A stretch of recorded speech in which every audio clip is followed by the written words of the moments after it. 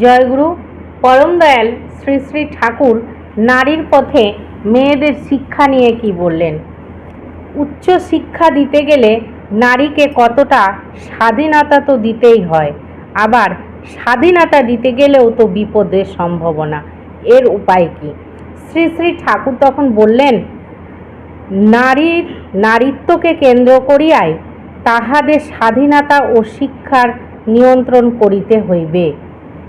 নারীর তো উচ্চ শিক্ষার প্রয়োজন বটেই। কি সুন্দর কথাটা বলছেন, নারীর তো উচ্চ শিক্ষার প্রয়োজন বটেই, কারণ পুরুষকে তাহার সর্বত্রভাবে সাহায্য করিতে হয়।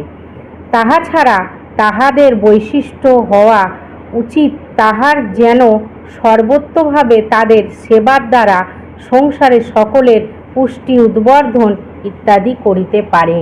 সত্যি নারী যদি না শিক্ষিত হয়, তার সংসারটাও সত্যি সেইভাবে সে চালাতে পারবে না, তার বাচ্চা কাচ্চা মানুষ করতে পারবে না, মানে তার স্বামীকে কোনো সাহায্য করতে পারবে না। তা নারীর শিক্ষা তো সব সময় আগে দরকার। জয়গুরু, বন্দে পুরুষোত্তম।